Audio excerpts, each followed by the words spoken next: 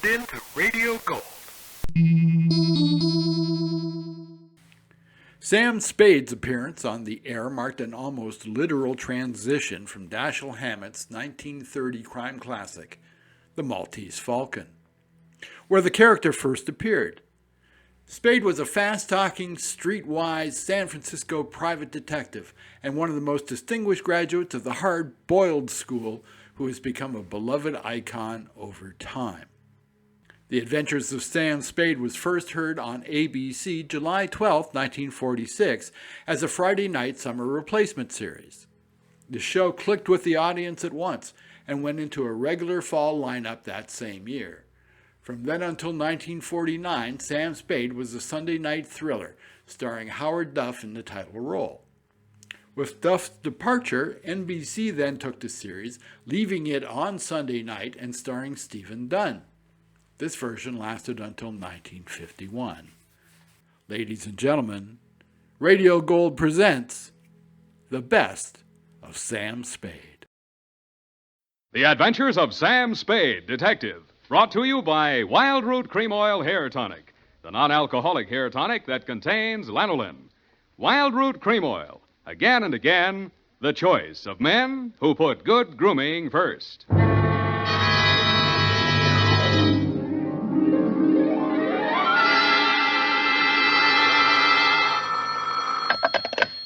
Sam Spade Detective Agency. Are you still there? I believe that interpolation is hardly rhetorical, Mr. Spade. To what have you been up, if you'll pardon the expression? And has that girl regained her facilities? I wouldn't know, but her faculties are as good as ever, if you'll pardon the expression. Mr. Spade, sometimes I think you're a regular philanthropist. Don't you mean philanderer? How much money did you make out of that case? Well, I broke even anyway. That's what I mean. You're a philanthropist. Well, you know best, Bernadine. By the way, was that man really murdered with a buzzsaw, or was that just publicity? He really was, Bernadine. Why? There just happened to be one lying around. Oh, I don't mean that. Why was he killed? For the Wheel of Life. Oh, You're not going to ask what that is? some curio, no doubt. Listen, Bernadine, the Wheel of Life is, oh, well. I suppose I don't have to tell you to stay where you are. Just sit quietly with your book in your hand, and I'll be right down to dictate my report on the Wheel of Life caper.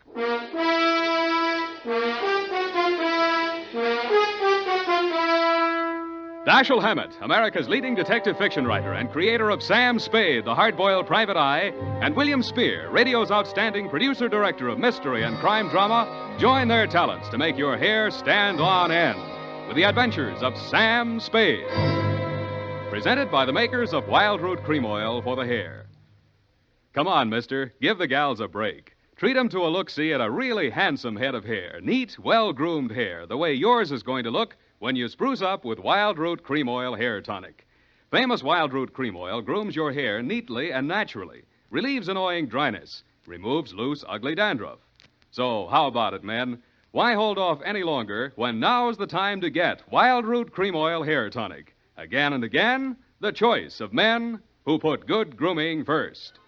And now, with Howard Duff starring as Spade, Wild Root brings to the air the greatest private detective of them all in the Adventures of Sam Spade.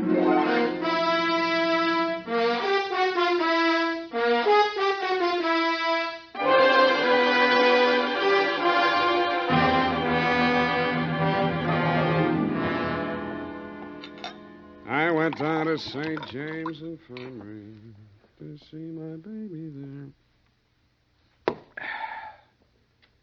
Ready, Bernadine, little flower? I'm way ahead of you. Keep it clean. No more than 3 erasures per page. Okie dokie? Doke. I mean date. Oh, I'd love to. July 11, 1948. To Detective Lieutenant Dunne, Homicide Detail, San Francisco Police. Subject, the Wheel of Life caper. Now, don't go away, Bernadine. I don't know why these things always have to happen to me. Under private detectives in the San Francisco Classified Directory, they're listed somewhere in the neighborhood of 60 agencies, several with large display ads. But somehow she managed to find me. It's all so strange, Mr. Spade. I hardly know where to begin. Well, the beginning is always a pretty good place to start, Miss O'Farrell. Yes, the beginning. It was like waking out of a nightmare you can't remember. Everything seemed out of proportion. Even the buildings along the street seemed to be leaning at a crazy angle. And then I realized I was traveling down a hill. I looked wildly around for something to help me get my bearings, and there was a street sign, O'Farrell. It stuck in my mind, so I gave it to your secretary when she asked for my name. Uh-huh. And what's your real name? I don't know. I don't know who I am, where I came from, or where I'm going. Mr. Spade, I'm so frightened. Now, wait a minute. A lot of people suffer from temporary loss of memory. Most of them recover. But amnesia is a sickness, and I am not a doctor. Oh. And you won't even try to help me? Well, I can give you the name of a good head doctor right here in the building. There's also missing persons. Oh, but I'm not a missing person. I'm right here. Yeah, I mean, where you aren't, somebody might be missing you, n'est-ce pas? But the police... Oh, I'd rather not. I might be wanted for some crime. How do I know? You sure you want to find out? Oh, yes, I do. I do. It's terrible not knowing. But I want to find out for myself. Can't you understand that? What do you think I can do for you? You might save my life. From what? I'll try to tell you exactly how it happened. First, I looked at my watch. It was 3 minutes past 10. The cable car stopped at the corner and a man got on. I couldn't remember ever having seen him before, but then I couldn't remember anything. He sat down beside me and he caught hold of my arm. I tried to pull away. Well, you can see the marks where he... Yeah. Well, who was he? He acted as if I were... I think I know what you mean. Did you find out who he was? No, I was too frightened to speak. What did he say? He sort of growled it out of the side of his mouth, but it sounded as if he said, Lathrop wants to see you. Mm-hmm. You remember anybody named Lathrop? I can't remember anything before 3 minutes past 10 this morning. Well, let's go on with since then. The guy grabbed you, said somebody named Lathrop wanted to see you, and then what? I went into a panic. I managed to jerk away from him, and I jumped off the moving car, and then I looked in the classified section, and I found you. Why me? I don't know.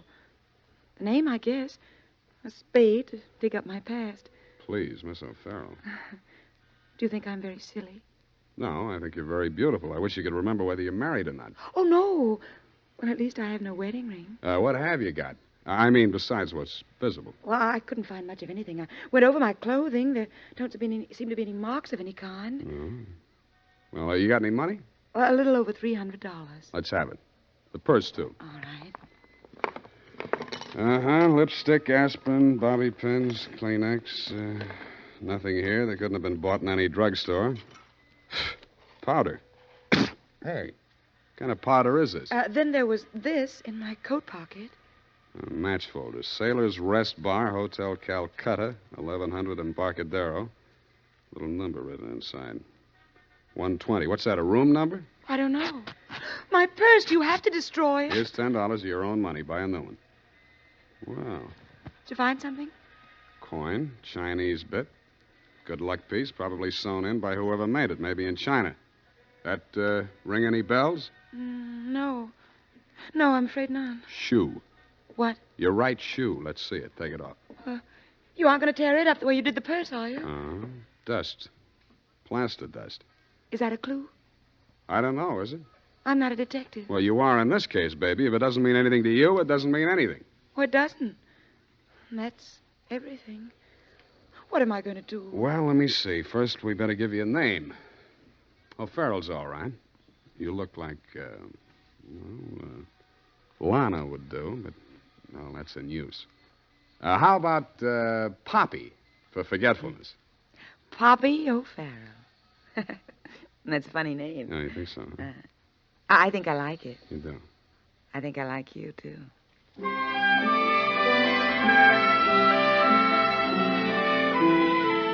I liked her, too.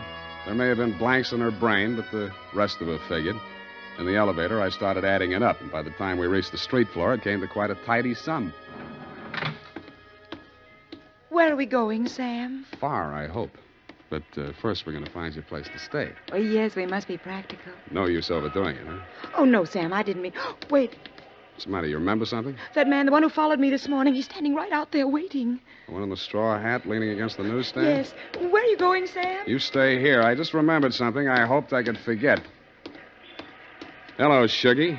What brings you back to town? Do I know you?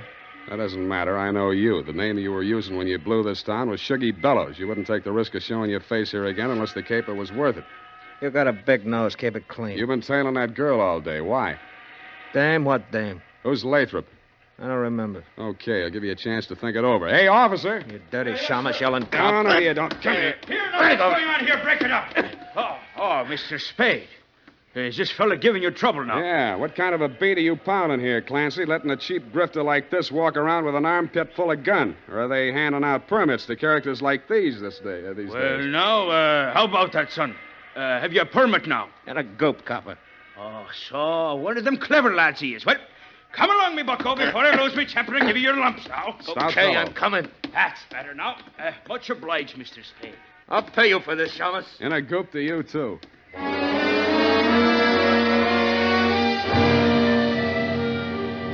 I was sure he would, but I was also sure that I wouldn't have to worry about him for the rest of the night.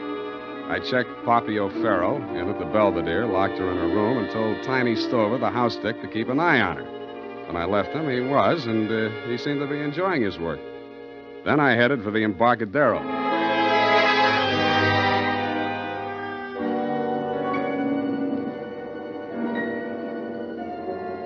I found the Hotel Calcutta, but I couldn't find the lobby. There wasn't any. It had been squeezed out by the Sailor's Rest Bar.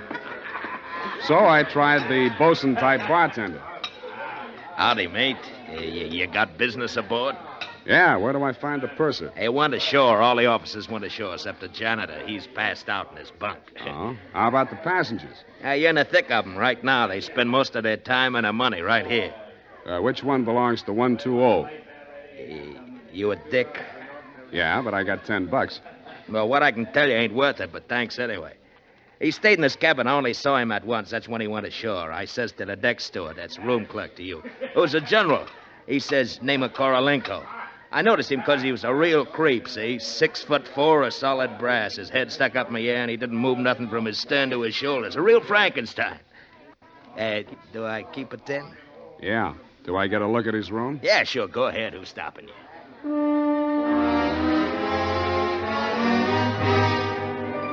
So I went. Nobody stopped me until I opened the door to 120. Then I stopped myself. It was an inside room with one small window and an air shaft, but it looked as if a flurry of snow had blown in. The floor and the rest of the flat surfaces were sprinkled with a fine, dirty white powder.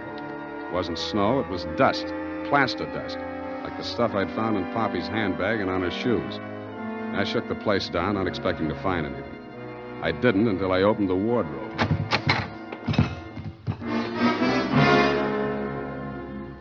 It was the body of a well-dressed ship surgeon, but his uniform was rumpled, torn, and bloodstained. From the look of him, his throat had been cut. I wondered if Poppy would be able to jog her memory that far back. When I found the murder weapon, I hoped she couldn't. I really did. It was not a knife. It was not even a razor. It was an electric buzzsaw. That tore it.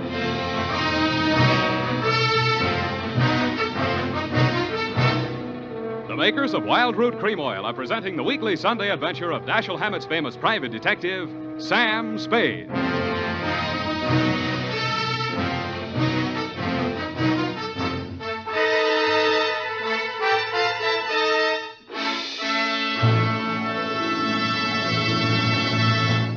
If you want the well-groomed look that helps you get ahead socially and on the job, listen. Recently, thousands of people from coast to coast who bought Wild Root Cream Oil for the first time were asked, how does Wild Root Cream Oil compare with the hair tonic you previously used? Better than 4 out of 5 who replied said they preferred Wild Root Cream Oil. And no wonder. Wild Root Cream Oil grooms the hair neatly and naturally, relieves annoying dryness, and removes loose dandruff. What's more, non-alcoholic Wild Root Cream Oil is the only leading hair tonic that contains soothing lanolin. So ask for Wild Root Cream Oil Hair Tonic. Again and again, the choice of men who put good grooming first. By the way, smart girls use Wild Root Cream Oil, too. And mothers say it's grand for training children's hair.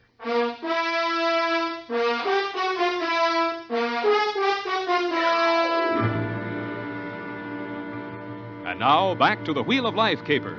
Tonight's adventure with Sam Spade.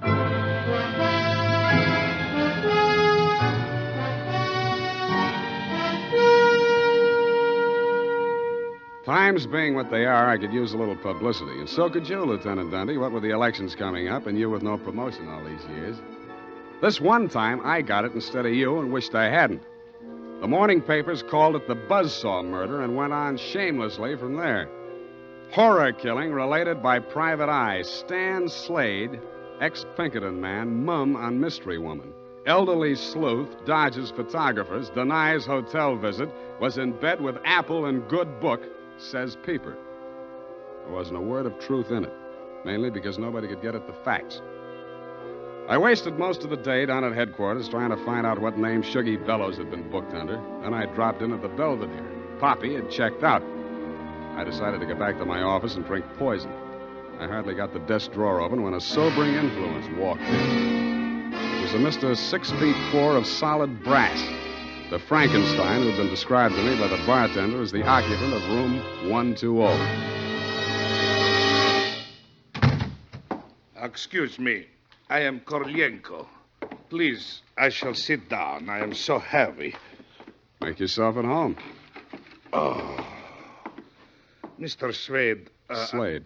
Excuse me. I am so heavy. I am Korlienko. So you told me. I am really Spade myself. So, why are she hiding from me? Who? That girl, Miss Paget. Her, I am paying 1 month in advance, $300 American. Me, she have dessert. I am not rich, only moderately wealthy. But you understand, it's not question from money alone. That ship's doctor, he was most kind to me. He cared to me even after I arrive. Now he are dead for his pains, his dirty trick. Yeah, I know how you feel. Now, if you'll take it a little easy, I think we'll get farther. You say this girl's name is Paget, and she traveled with you. From Macau, where she is the Florence Nightingale for Portuguese hospitals, forcing me to employ her, all others being Chinese nuns. That figures. You sick? No, only I am so heavy. They are breaking my back in traffic accident, rickshaw collusion. You're wearing a plastic cast? Yes, like a turtle, I am closed with my neck sticking out. Look, see? Now it is better as before. The ship's doctor trimmed the rough edges with buzzsaw. Buzz, buzz, buzz, I can walk. But it's like suit from armor, for which I alive. Look.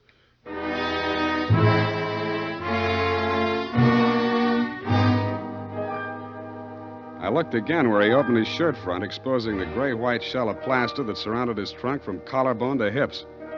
In a 6-inch circle over the left side of his chest, I counted 4 bullet gouges. I dug one of the slugs out and examined it. It was .32 caliber.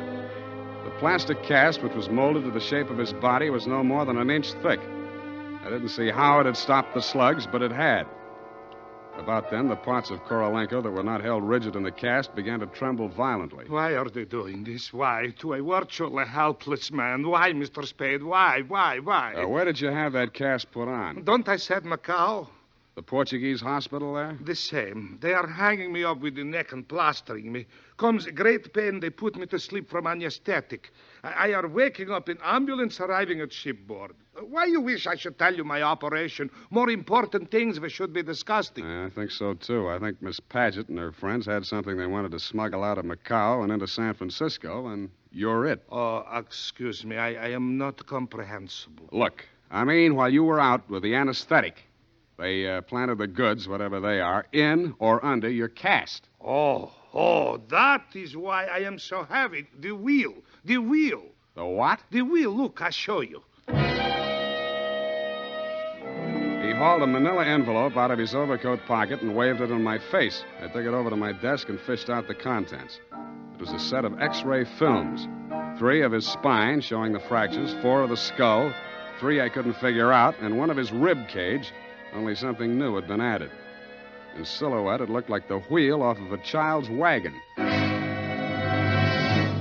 What is it, this wheel? What to do? 6 months I must remain in this straitjacket. If I remove it, I die. If I keep it on, they kill me to get their smuggled. Well, you look to me like the luckiest man alive. That wheel, or whatever it is, saved your life by stopping 4 slugs. But still I shall die. How shall I die? When shall I die? Your best advices, please. Korolenko, I think you better die right now.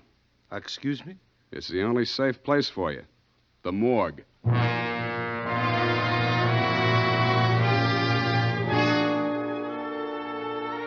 I called my friend Maxie the morgue man, gave him pitch number 137596. He agreed to play along. An hour later, I stood on the curb, head bowed, hat in hand, as the morgue wagon drove away into the gathering mist. Stay facing the way, What do you want, Shuggy? I want to blast this gun straight through you, and I will if you give me any excuse at all. You sound like you mean that, Shuggy. You're getting smart, Shamus. Now get going. Where to? Mr. Lathrop wants to see you.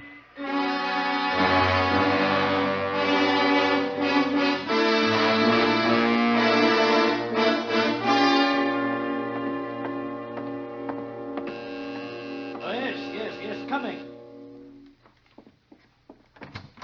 Ah, Shuggy, dear boy, you've not failed me this time. This will be the fabled Mr. Spade, eh? Come in. Ah, sit down, Mr. Spade. We'll talk. Tell your Gunsel to get that pistol out of my ribs. Oh, yes, indeed, Sugar. You mustn't overdo it. And get him out of here. I'm tired and nervous, and my price goes up $1,000 every minute he's in this room. When I get to 10,000, I kill him. Then the price jumps to 100 to take care of me on a murder rap. I should ought to plug you downstairs. Come, Sugar, don't be ungracious. You wait in the other room now. Okay, it's your party. I get mine later. Oh, dear. His bite's much worse than his bark, Mr. Spade. Don't start boring me so early in the evening. I came here to talk about the wheel. Oh, so you know about the wheel. I do better than that. I've got it. That may well be, but do you know what to do with it? I got two possibilities. I can turn it over to the cops and you with it, or I can sit on it until it hatches. A quaint conceit, sir.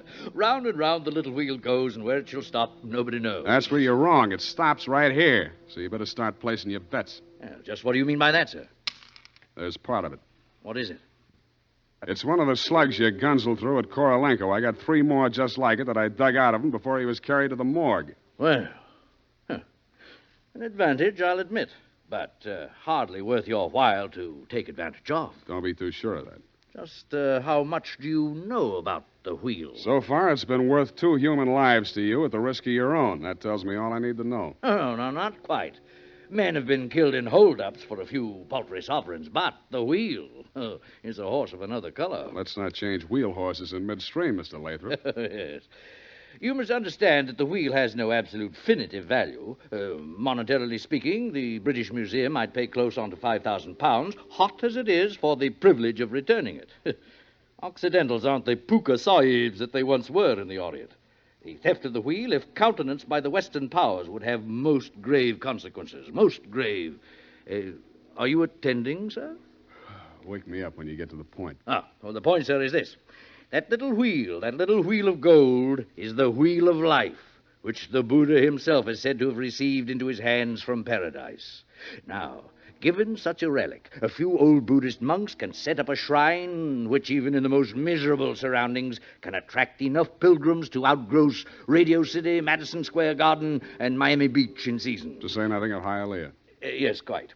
In short, we propose to act as booking agents for the wheel on a royalty basis with a percentage of the house. Mm-hmm. Why did you bring it to San Francisco? But good gad, sir. Were we to bargain in the Orient, we should be hacked to pieces in our beds.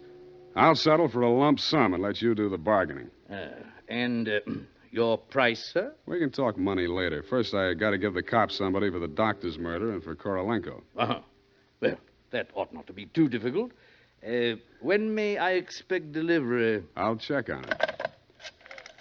I went down to St. James Infirmary. City morgue.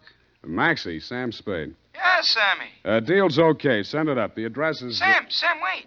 Yeah? Sam, he ain't here no more. What happened? Somebody claimed him. A girl.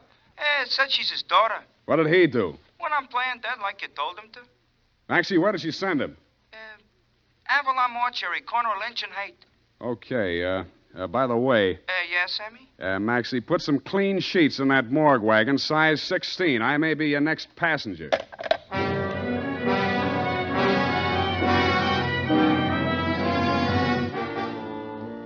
At the Avalon Mortuary, the night watchman let me in. He said Mr. Korolenko's daughter had brought an overnight bag and was keeping a vigil by his beer in slumber room number 7.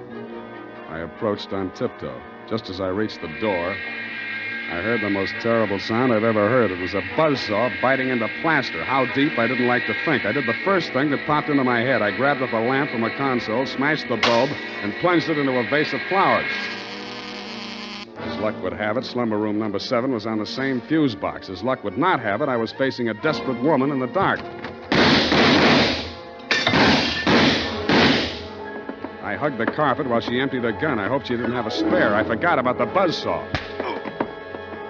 The room lighted up momentarily from the lights inside my head, and I staggered back against the wall. I waited for her to get her bearings again. There was no hope of me getting mine. Then I heard a big, hollow thud. The whole room shook, and the lights went on. Poppy O'Farrell and/or Paget lay on the floor under the stony weight of Korolenko plus 60 pounds of plaster. Get up! Get up! You're crushing me. I can't. I am so heavy. You comfortable there, Korolenko? Comfortable in such situation? Do you ask the turtle, are he comfortable? Is Faker on bed of nails? Is equally here as elsewhere. Yeah, okay. Just hold her there until I get a statement. And he did. Item, statement by the aforesaid. It was like waking out of a nightmare you can't remember. Everything seemed out of proportion. That was Even her the buildings story, along and the I street seemed- had to admire the way she stuck to it. But if you keep trying, I'm sure she'll get back enough of her memory to confess that she planted the wheel of life in Korolenko's turtle shell when she decided to double-cross Shuggy and Lathrop. They never tumbled to her hiding place. They were gunning for Korolenko because they thought Poppy was working with him, which was true in a way, but not the way that they thought. That's why they tortured the doctor in an effort to learn Kay's whereabouts. I understand your boys have picked up the rest of the trio, and they can tell you everything except why I conceived the brilliant idea of having Korolenko play dead. Between you and me, amnesia's a handy little gadget to have around, Dundee. I'm trying to draw a few strategic blanks myself. Period. End of report.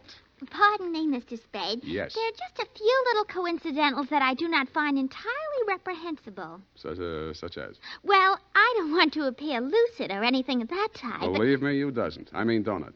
Oh, you say the sweetest things. But it's about the wheel. Oh, yes, the wheel. Well, I'll tell you what you do. You type that up. I've got to call in about that now.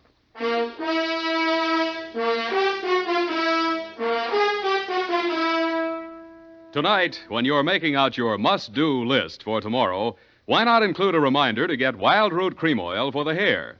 Honestly, men, you'll be delighted with the neat, natural way Wild Root Cream Oil grooms your hair. The way it relieves that annoying dryness and removes loose, ugly dandruff. Just try it and see if I'm not giving you a good steer. Make a note right now to call at your drug or toilet goods counter for Wild Root Cream Oil. Get the big economy bottle and the handy new tube that's easy to pack when you travel. Also, ask your barber for a professional application of Wild Root Cream Oil Hair Tonic. Again and again, the choice of men who put good grooming first. Did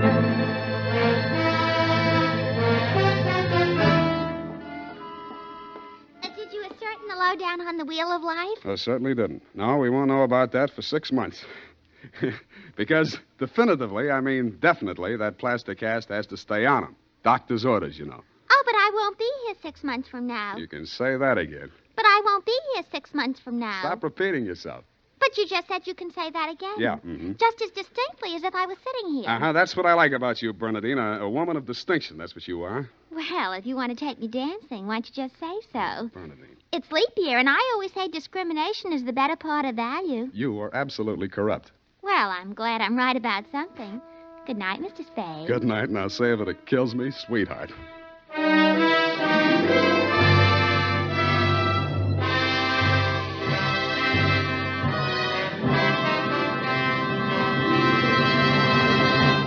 The Adventures of Sam Spade, Dashiell Hammett's famous private detective, are produced and directed by William Spear. Sam Spade is played by Howard Duff.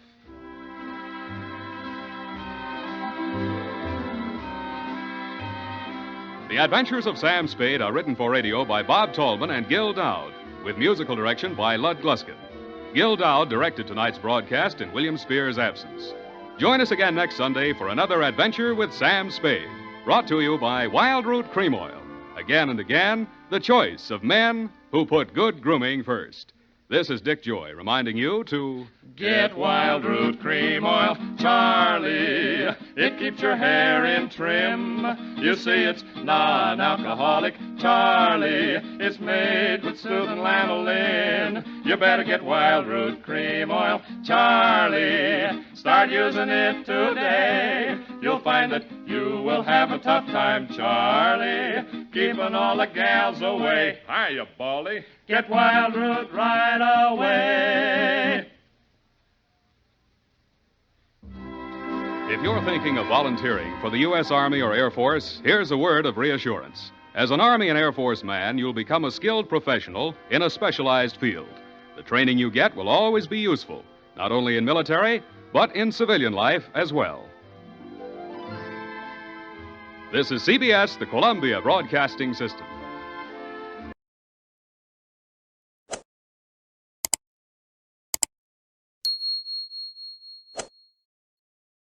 Radio Gold is a 3 Nines Fine radio production. See you next time.